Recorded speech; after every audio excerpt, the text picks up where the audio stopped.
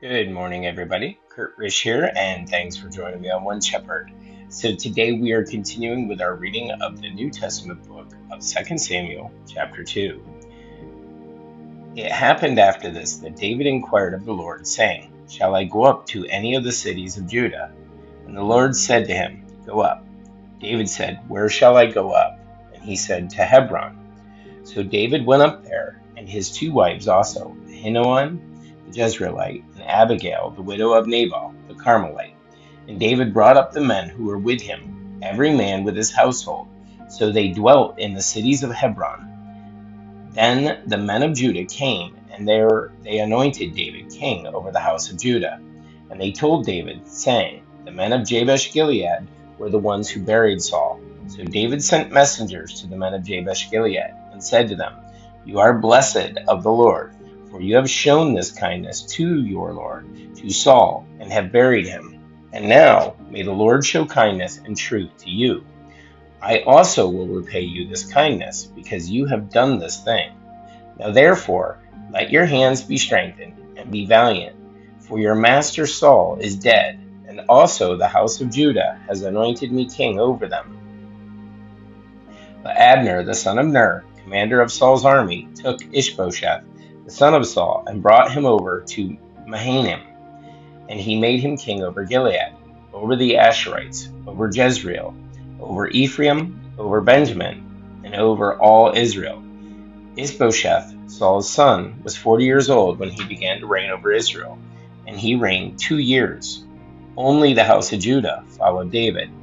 And the time that David was king in Hebron over the house of Judah was 7 years and 6 months. Now Abner, the son of Ner, and the servants of Ishbosheth, the son of Saul, went out from Mahanaim to Gibeon, and Joab, the son of Zeruiah, and the servants of David went out and met them by the pool of Gibeon.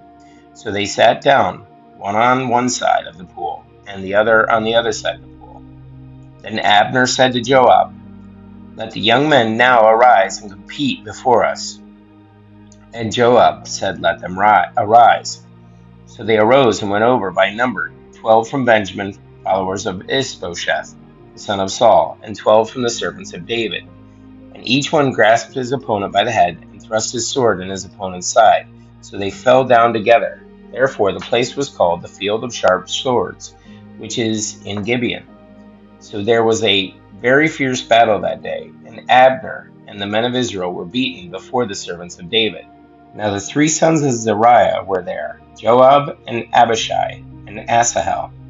And Asahel was a fleet of foot as a wild gazelle. So Asahel pursued Abner, and in going he did not turn to the right hand or to the left from following Abner. Then Abner looked behind him and said, "Are you Asahel?" He answered, "I am." And Abner said to him, "Turn aside to your right hand or to your left, and lay hold on one of the young men, and take his armor for yourself." But Asahel would not turn aside from following him. So Abner said again to Asahel, "Turn aside from following me. Why should I strike you to the ground? How then could I face your brother Joab?"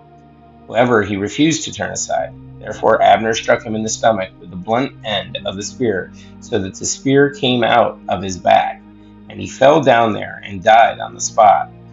So it was that as many as came to the place where Asahel fell and died stood still. Joab and Abishai also pursued Abner, and the sun was going down when they came to the hill of Ammah, which is before Giah, by the road to the wilderness of Gibeon. Now the children of Benjamin gathered together behind Abner, and became a unit, and took their stand on top of a hill. Then Abner called to Joab, and said, "Shall the sword devour forever? Do you not know that it will be bitter in the latter end? How long will it be, then, until you tell the people to return from pursuing their brethren?" And Joab said, "As God lives, unless you had spoken, surely then by morning all the people would have given up pursuing their brethren." So Joab blew a trumpet, and all the people stood still and did not pursue Israel any more, nor did they fight any more. Then Abner and his men went on all that night through the plain, crossed over the Jordan, and went through Bithron, and they came to Mahanaim. So Joab returned from pursuing Abner, and when he had gathered all the people together, there were missing of David's servants 19 men and Asahel. But the servants of David had struck down of Benjamin and Abner's men 360 men who died. Then they took up Asahel and buried him in his father's tomb, which was in Bethlehem. And Joab and his men went all night, and they came to Hebron at daybreak. That's it for our reading of the Old Testament book of 1 Samuel, chapter 2. Guys, thank you so much for joining me.